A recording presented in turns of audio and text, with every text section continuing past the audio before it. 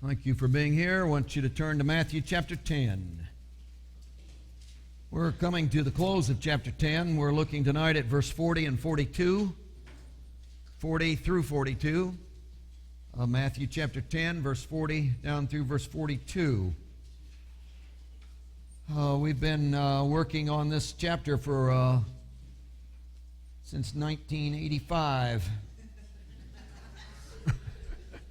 Or was it 1885, maybe? Oh, so thank you for your patience. But we're still at it. It's been a phenomenal chapter for me. Wow. And you're not going to like what we got tonight at all. And the reason I know that is because I don't like it. I don't like it myself. So I doubt that you'll like it either. But my truth is something, isn't it? So we're looking at Matthew chapter 10, verse 40 through 42. The whole subject, of course, is a discourse given by Jesus as he begins in verse 5 and goes down through verse 42. All of it spoken by Jesus. And again, the whole subject is obvious. It's the subject of ministry. He's talking about ministry. He has called his disciples, and he has called them on several different occasions into several different levels of commitment and involvement. And now he's brought them in chapter 10 to this final commitment and involvement, which is going to be the commitment and involvement of ministry. And as he calls them to ministry, they start with a prayer meeting, and of course the call comes out of that prayer meeting at the end of chapter 9. And then in chapter 10, verse 1 and 2, they move from disciples to apostles because of what he has deposited within them. So that the secret of ministry starts out with the idea that it's not what we can bring to the ministry, it's what he gives us for ministry that is the key. So the essence of ministry is about what he's going to do in and through you. So if we can be sourced by him, there is no ministry if he does not source us, if he does not enable us. He's got to take what he is inside and deposit it into us, and then he sends us out. And we are to minister not in our talent, not in our knowledge, not in our good looks. Well, don't need to worry about that. We aren't going to minister out of those levels. We're going to minister. That was a joke, folks. You're dead, are you?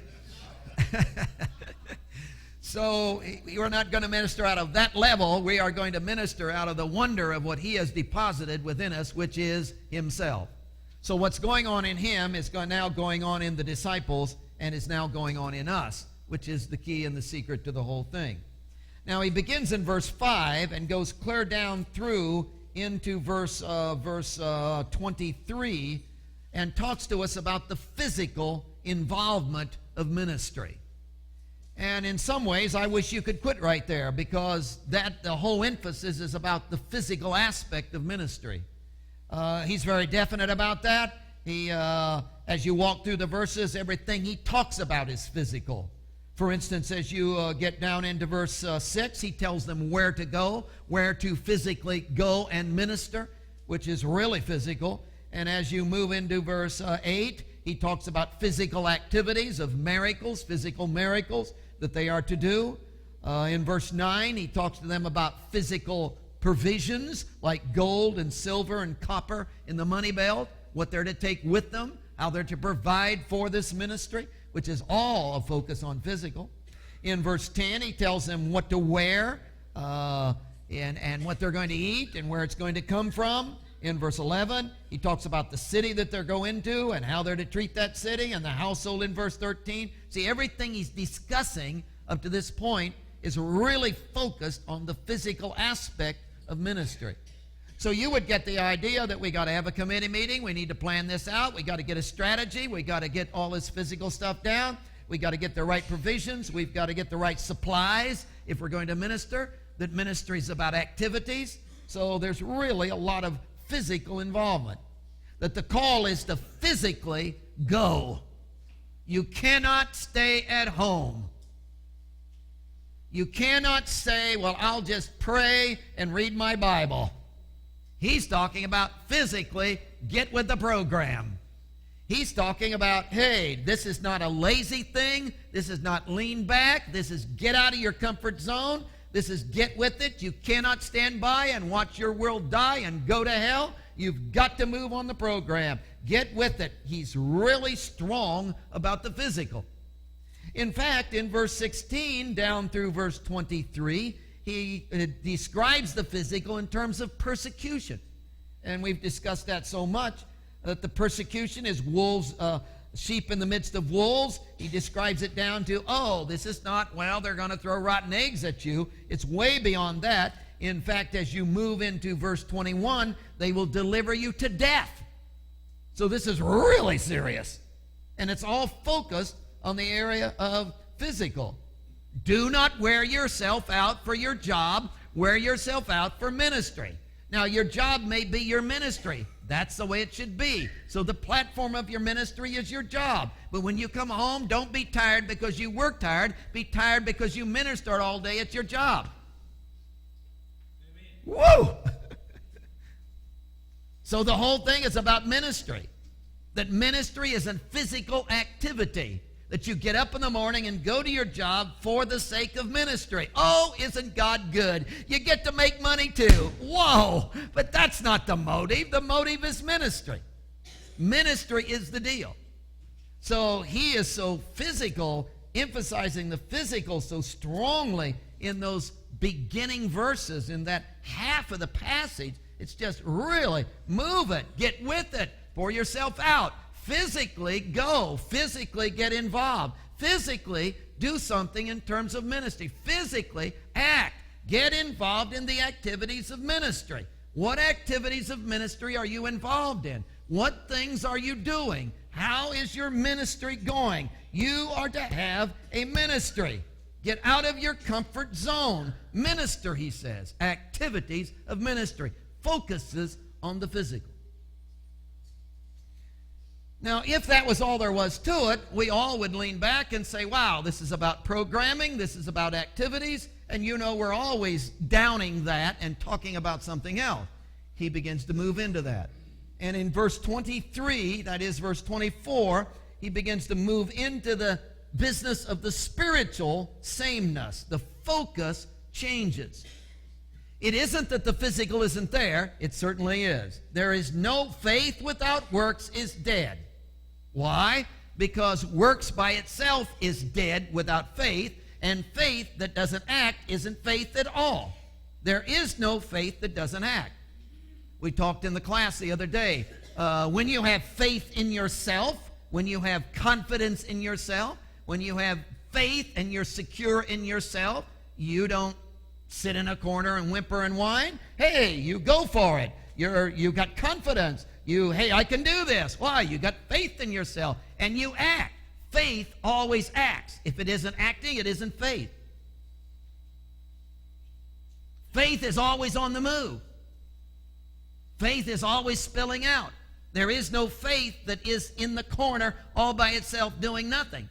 Faith, by its very nature, is an activity. So faith without works is dead. So ministry, physical activity, he really stresses that. Now he says, I want to move you into the essence of what the faith is all about, what the spiritual is all about. Because if all you've got is activities, then it's a matter of talent, then it's a matter... No, this is about the inner sourcing that's going to bring about the activity.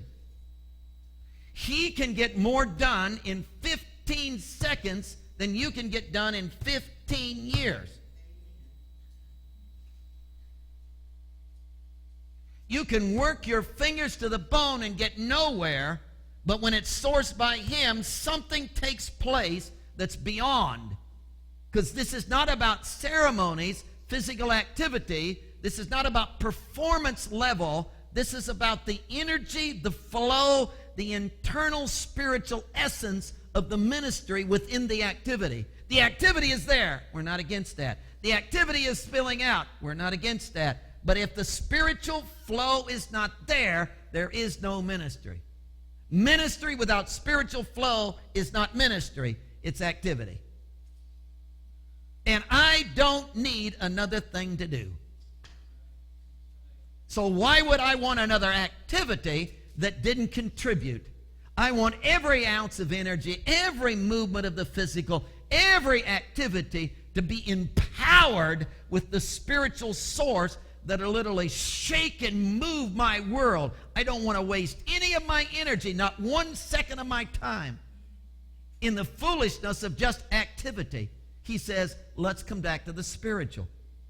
So as he begins to talk about the spiritual aspect, the whole rest of the chapter is on the spiritual aspect, so that he leaves you. See, he doesn't start with the spiritual and then go to the physical and leave you with the physical, so that's all you remember. He starts with the physical and then overshadows it with the spiritual dynamic that he wants you in on. Well, what is the spiritual dynamic? Oh, it is sameness, being like him. He begins in verse 24. As you move to verse 25, my favorite statement, it is enough. Oh, I love that. It is enough, meaning it is sufficient. Oh, this is the dream of my life. This is what I've always wanted. Oh, this is the filling of everything I've desired. This is the climax. This is the cherry on top of the sundae. This is the goal. This is the dream. If I could be the same as he is. Now, the interesting thing in verse 25 is that it uses the word in my translation, be like. It is enough for a disciple that he be like. The Greek word for be like means the same as. And he's really strong on this, and this becomes really important in our passage tonight. Be like, the same as. We're not talking about imitating, and when we said this every Saturday night, we're not talking about imitating, we're talking about participating. This is not imitating a Jesus who was. This is not, well, we'll all wear what he wore. We'll all be 33 years of age. We'll all be males. Women can't get in on this because we got to be like him. That's ridiculous. You can tell that. Come on. So this is not imitating the Jesus who was. This is participating in the very essence of what makes him who he is. So when I get what is in him that makes him what he is, when I get that inside of me, I will be the same as he is. So the idea is not the physically bringing myself into doing what he did. No, this is, moving into the intimacy with him so that what's in him is in me. Got to have that, folks. Absolutely got to have that. Burn for that. Go for that. Got to have that kind of intimacy. Got to live in that. You don't have a shot without that. Everything else is just physical activity unless somehow what's going on in him gets in me and transforms every physical activity I'm involved in. I got to have that. I got to be the same as he is inwardly, and what's in him now gets in me and possesses me. That's his emphasis. In fact, he begins to talk about it down in verse 27 in terms of intimacy. What he's going to whisper in our ears. He's going to talk to us in the night hours. It's going to be intimacy, closeness. This is not, we're going to get a message from the bulletin board. It's not he's going to send out a mass mailing. This is intimacy, that we're together, he and I, in the night hours, and he whispers in my ear. And what takes place is that it begins, what he's whispered in my ear in the secret moments begins to blare through my life in the physical activity. So the intimacy begins to spill out in the physical activity. And I become the same as he is because what he's telling me begins to spill through my life. In fact, he moves us down into verse 29 and says, in verse 29 and 30, he says, we begin to experience our value in this. This gives purpose for life. This gives us meaning for existence. My value is found in the intimacy with him. And he's whispering in my ear and displaying himself through me. And this becomes my value. This gives me sense and direction and meaning. And wow, this is the essence of life, he says. This is what you need. In fact, in verse 32, he describes it in terms of confessing, which we have discovered is the idea of what's in him is now in me, so my life becomes the frame through which he begins to display the picture of his face. And people begin to see Jesus in my life because we're the same. Not that I am him. No. I'm the frame through which what was in him is in me and begins to display itself. In fact, it is so intimate. This is so phenomenal. It is so intimate and so tied up together that when the Father looks at him in the heavenlies, he sees me. And down here, when you look at me, you see him because you're just so tight. We're the same. Wow. Isn't that awesome? We're the same. Which has nothing to do with physical activity. Oh, yes, it has everything to do with physical activity. Well, no. Well, yeah, well, sure, it spills into your physical activity. How could what you can't sit in the, come on. So this begins to take over your life until your whole physical output becomes an expression of this. Oh, we're the same. We are the same. He's come to indwell us. Now, when he goes through all of that, he even ends up talking about worthy in verse 37, 38, and 39. He uses this word worthy all the time, which you remember is the balance thing, the teeter-totter thing. You put him on this side. What's worthy of him? Oh, it's nothing but this sameness is worthy of him. Now, when he gets done with all of that, this is the physical over here, but then he overshadows the physical with this whole spiritual sameness thing, that we're the same as he is because what's in him is in us, and we're the frame and he's the picture, and it's the spill out. When he gets done with that, he thunders into verse 40. Look at this. These verses are ridiculous. I mean, if somebody just wrote verse 40 and 41 and 42 and just handed them to you, you say, this doesn't make any sense.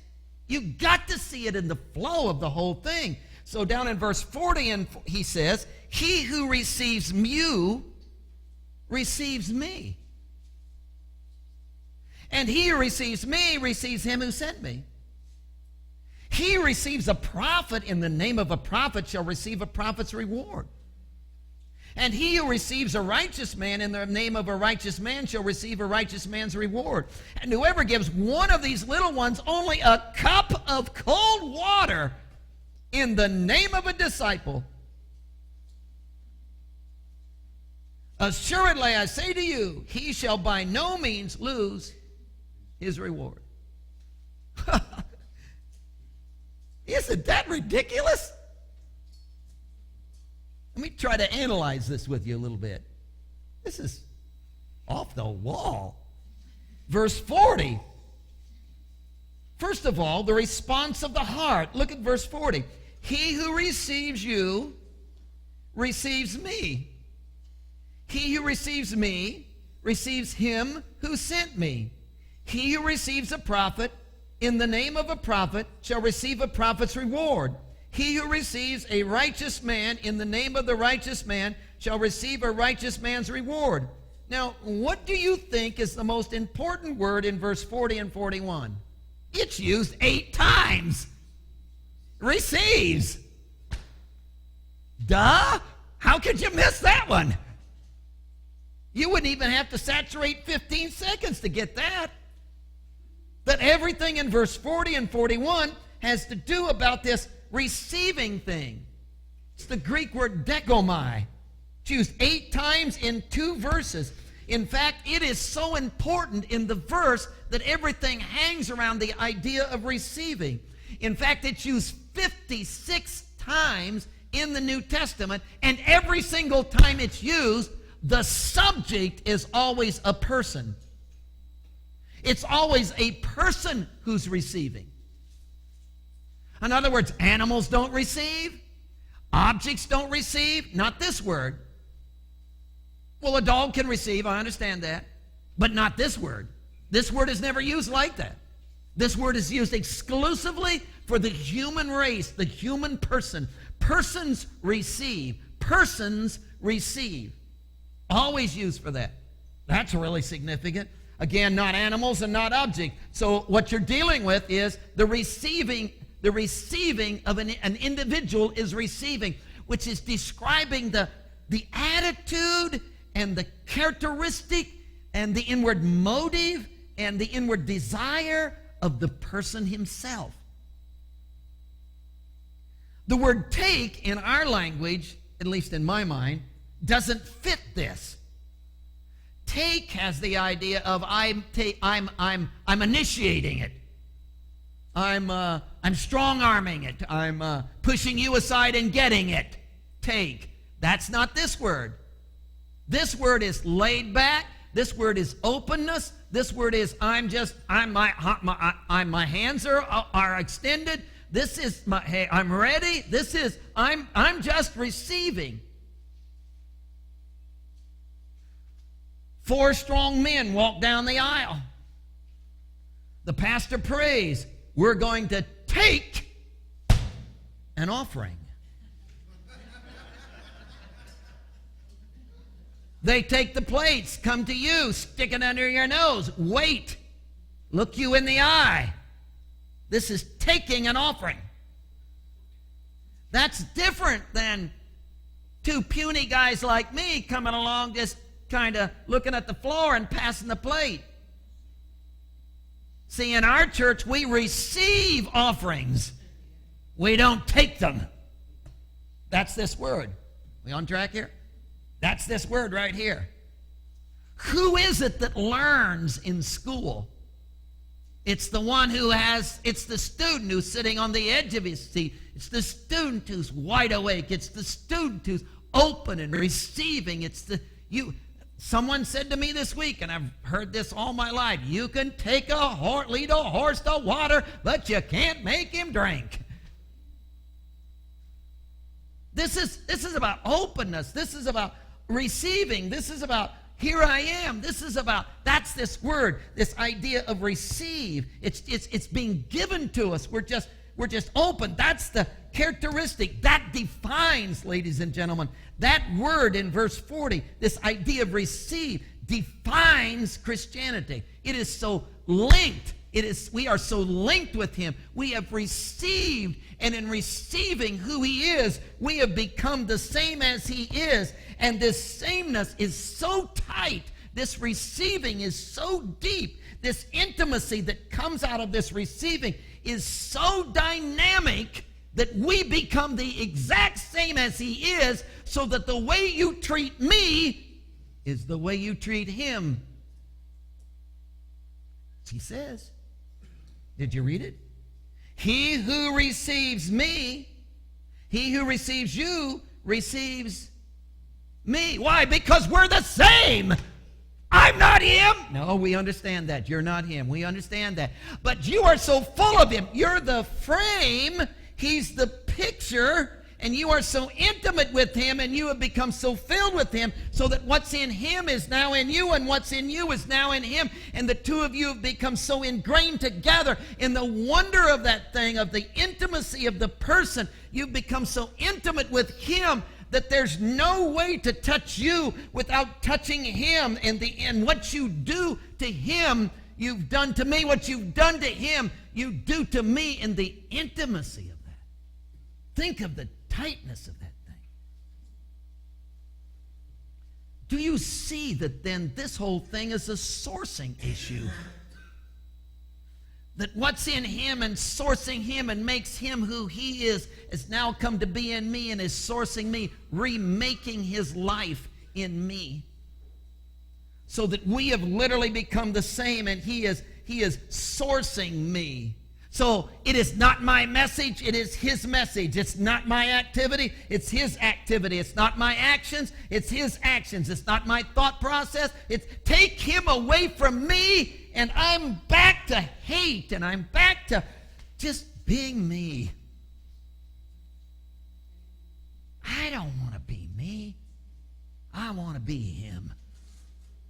I was built to be him.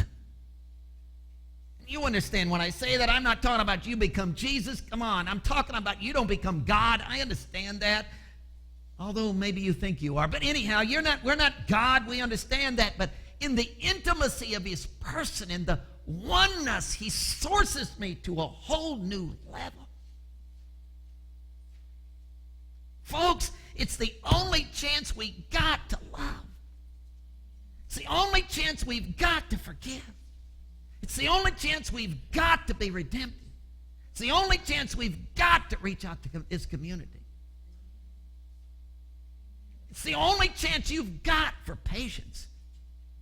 It's the only chance you've got to be the mother you ought to be. It's the only chance you've got to be the dad you ought to be. It's the only chance you've got to.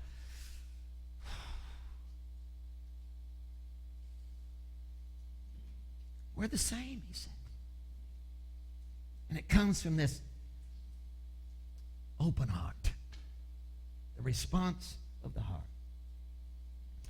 Now it gets worse, because if you go then to verse 41, you'll note that he moves from the response of the heart, this receiving concept, he moves you to the removal of all rank.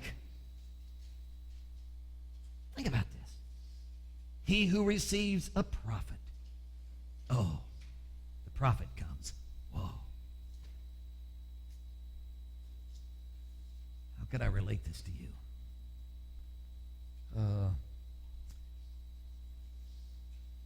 When the leaders of the church come, we all begin to wear ties. We give them the best seat. Well, you know, the prophet has come. We respect. Do you see what he says? He who receives a prophet in the name of a prophet shall receive a prophet's reward. So when the prophet comes, and I receive the prophet like Jesus would receive the prophet, I get the same thing that the prophet does. So if the prophet gets to sit at the head table, so do I. If the prophet gets treated with respect, so do I. If the prophet gets the big bucks, so do I. Whatever the prophet gets, that's what I get. Whatever reward the prophet gets. Do you know what that does? Oh, you're not getting this, are you? That levels the playing field. Because there isn't somebody up here who is really valuable and somebody down here who's not as valuable. No, and all of a sudden we're all getting the same thing. Now, I was taught, hey, and I've read some places in the scripture that indicates that when we get to heaven, we're all going to be rewarded according to our works. So those of us who've really worked hard, brother, we're going to get big mansions in the sky, and you know what? The rest of you turkeys are going to get some cabin on the back 40 with an outhouse.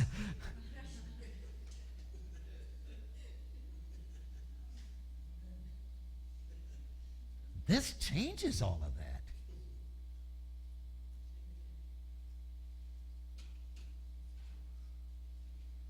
If the prophet is filled with Jesus and I receive him, guess what that does? I get the same reward the prophet gets, so that we all get the same reward then. If we have this openness and this oneness and this sameness as Jesus, that levels the playing field, and there are no... That isn't...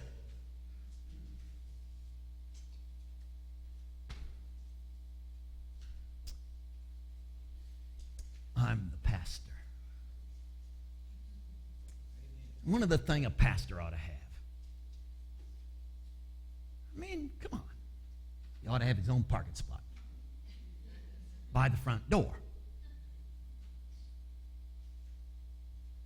He says if the pastor should have a parking spot by the front door, then everybody ought to have a parking spot at the front door. Well, we can't all have a parking spot at the front door. Therefore, the pastor is going to have to park as far away as he can for everybody else to be able to have the parking at the front door.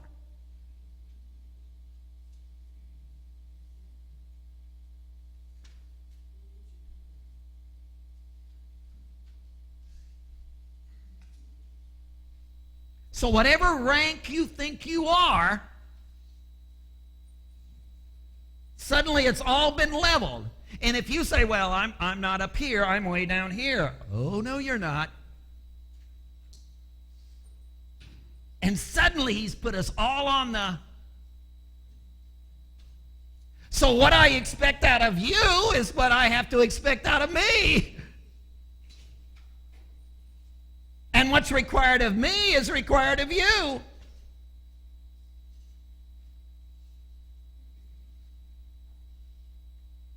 Well, get practical, okay? Disciples are all standing against the wall, starved to death. Food is on the table. Why aren't they eating?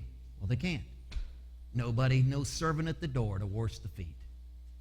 There was no money in the budget to hire someone, so they're not going to eat until they wash their feet. So they're all standing against the wall, starving to death. Well, why don't they wash each other's feet? Can't do that. Why? Because if I wash your feet, I'd be saying you're bigger and better than I am. Now I'm not going to do that.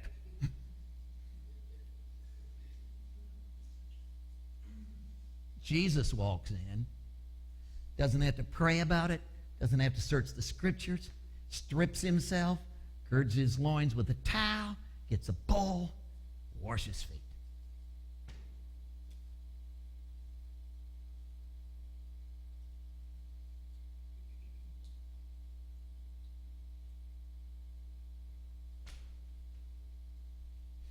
Would you like to have a church like that?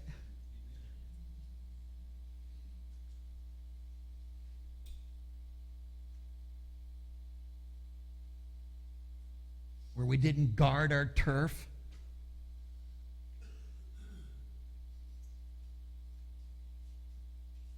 Where we didn't have to... That's why I hate titles.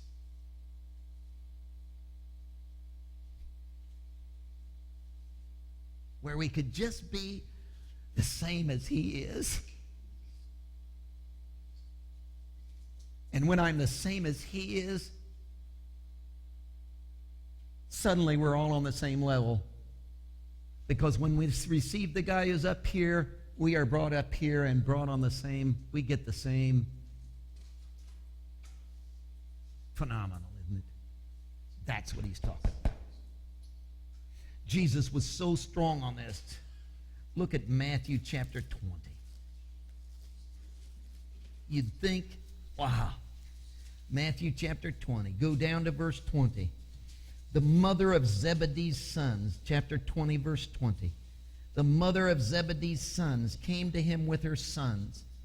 The mother of Zebedee's sons were James and John. The mother of Zebedee's sons came to her with her sons, kneeling down, asking something from him. He said, "What do you want?" She said, "Grant that these two sons of mine, who, by the way, are your cousins, because your mother is my sister. Therefore, we are family." Just don't forget that. "Grant that they may sit at the right hand and your left hand in the coming kingdom."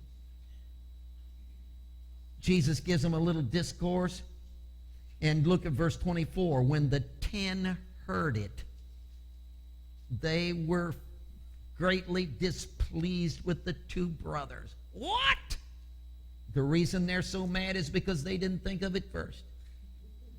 In verse 25, look at this. It's so strong. In verse 25, Jesus called them to himself and said, "You know that the rulers of the Gentiles..." Let's talk about the old Gentiles. There's Jews, there's Gentiles. You boys are Jews. You know how the rulers of the Gentiles are. You know those old Gentiles. You call them dirty dogs. You know those Gentiles who aren't worth anything, who are defiled. Those old Gentiles, like the Roman pagans. Those Gentiles, you know how they are? They lord it over one another. Yes, sir. They lord it over one another, and they exercise authority over one another. And they're always fighting about who's going to have the, and I'm gonna, and I'm bigger than you are, and listen, my position is, and they're always, and I'm doctor. That's the way they are. Can you see them all saying, yeah, those old Gentiles, that's the way they are. He says, yet it shall not be so among you. This is not up for grabs. We're not going to vote on this. I'm telling you, look me in the eye. We're not going to do it that way around here, he says. Here's the way we're going to do it around here. Whoever desires to become great among you, let him take out the trash.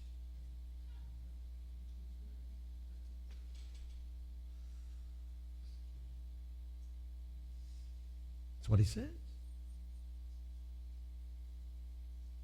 If you want to be great, let him be your servant. And if you desire to be first, now who would want to be great when you could be first? See, it's okay to be great. He's one of the great preachers in our denomination. Who would want that when you could be the great first preacher? So if you want to be great, you got to be a servant. Verse 27, if you want to be first, be a slave. Well, what does he mean by that? Look at verse 28.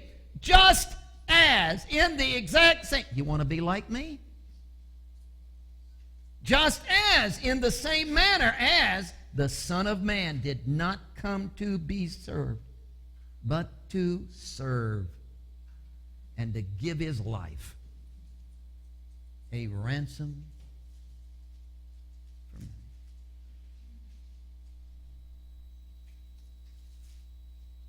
Well, why would anybody want to get in on anything like that, where there's no positions, where you can't lord it over one another, where you can't work your way up? Come on. Who wants a job like that, where you can't get promotions and get higher pay and get up here and they're down there and you're up? Well, who would want to get in on anything like that? Oh, the people who have this inward desire that says, it is enough. If I could just be like him.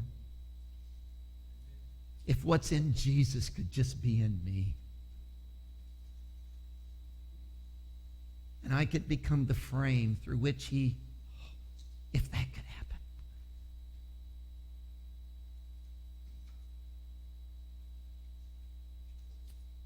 Better hurry.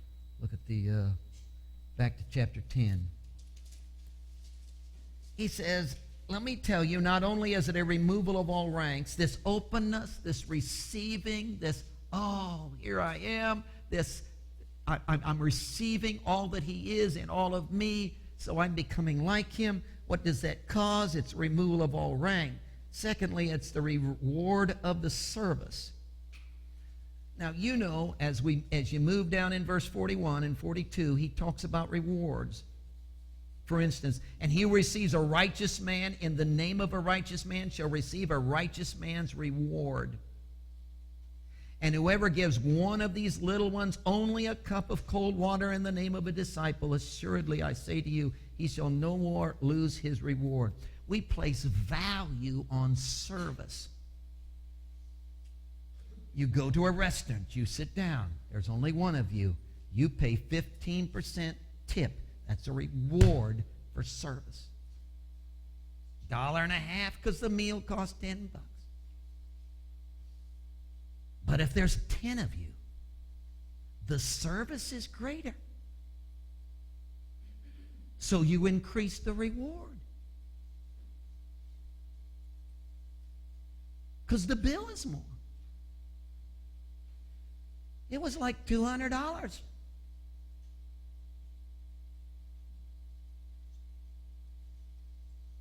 Because the service is greater, the reward is greater. So the greater the service, the greater the reward. Come on. We're raised that way, right? The harder the work, the more you get paid. Doctor work is more important and of greater value than digging ditches. How do I know? They get paid more. The bill is higher.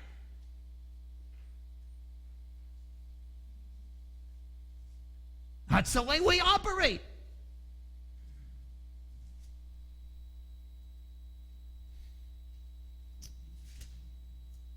Remember the parable. I hate that parable. Remember the parable? The guy goes out, hires at the crack of dawn people to come and work in the vineyard. You know, don't you? You've heard it. Oh, yeah. They agreed to work for a certain amount. It's great. Yeah, we'll work for that.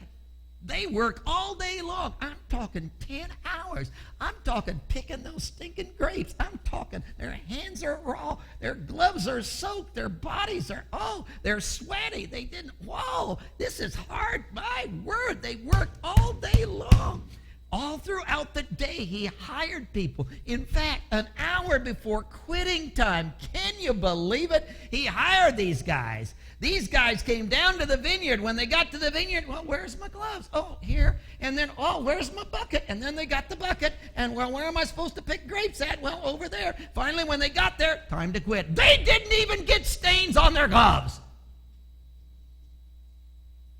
They line up with the guys who are, and here's these guys who slept half the day.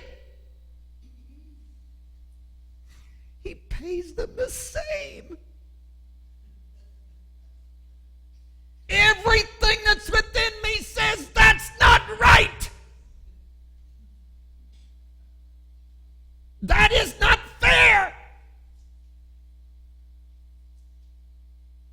And it ticks me off, man. A guy who's hanging on a cross next to Jesus. He's been mean and nasty and never done a decent thing his whole life. And Jesus said, you'll be in a big mansion next to mine. And I've worked all my life as a Christian and slave for the church for 99 years. And he's going to have as big a mansion as mine. There isn't anything in the economy of this world that says that's right.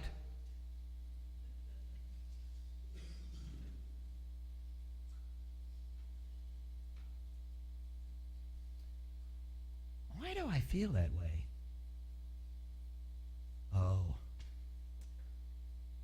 Because I'm not like him.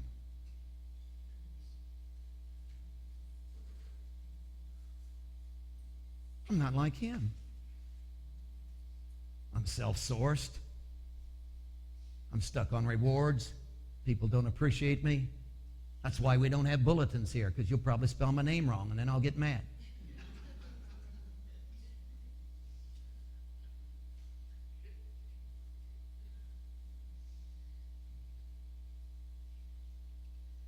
Well, how could you? It is enough. If I could just be like him. If what's going on in him could go on in me, that would be enough. If I get to heaven,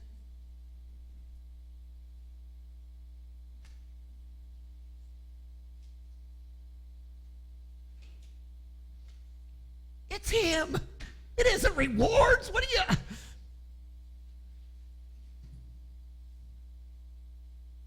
It isn't size of mansion, man. It's... If you could just be like him. If what sources him, if what's inside of him, if he and I could just be the same. If I could be so tight with him that when the Father sees him, he sees me, and when my world sees me, they see him. If wouldn't that be enough?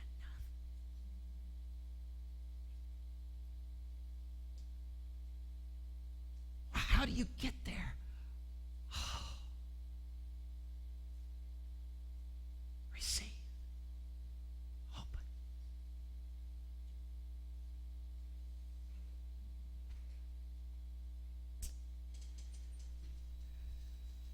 Jesus,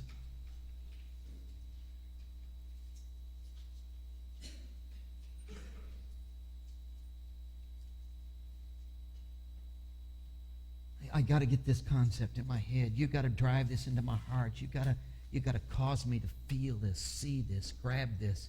This has got to become reality.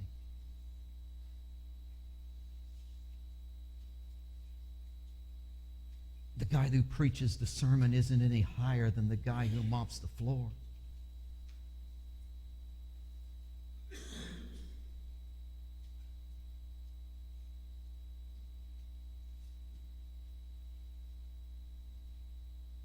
This is not about positions. This is about being like you.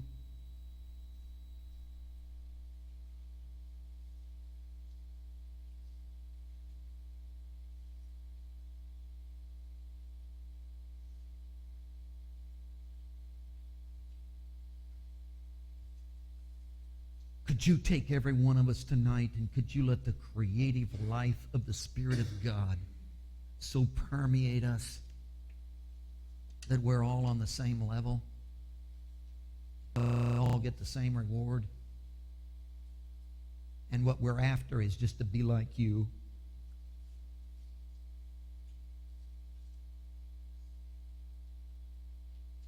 And would you deliver us from all self-importance? And would you get us out of the economy of this world that values some things, some acts of service more than others? And some people are more valuable than other people.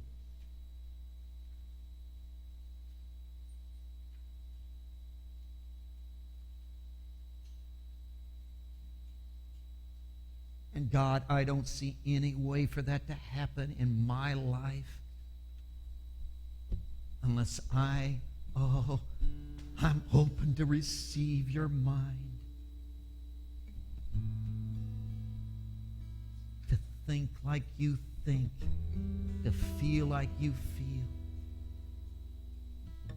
and to become so one with you that when they receive me, they receive you, because you and I are the same.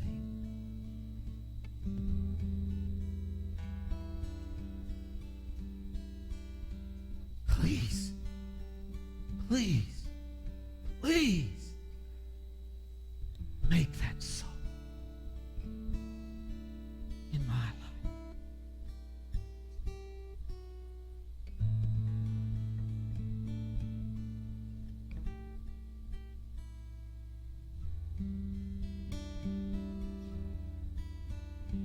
Heads are bowed. The greatest lie in the world may be committed on Sunday morning when the evangelical church gathers together and sings, "Oh, to be like thee."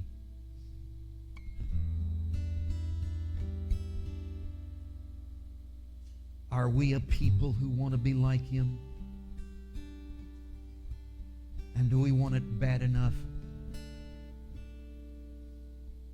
that we are willing to quit strong-arming,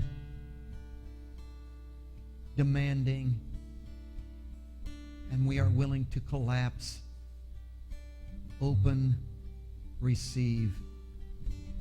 And will we risk being like him, which removes all rank and levels the rewards, until being like him is the only reward we want?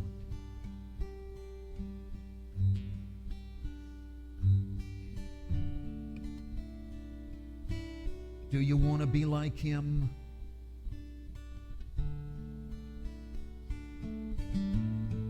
And love everyone? Do you want to be like him and get a bowl and towel? Do you want to be like him and never lord it over anyone ever again? Do you want to be like him and cease to stand up for your rights? Do you want to be like him and find out that while you're a prophet, the one who receives the prophet gets the same thing you get?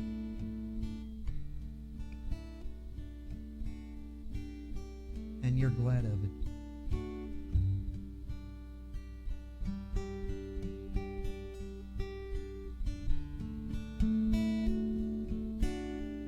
Moments of seeking.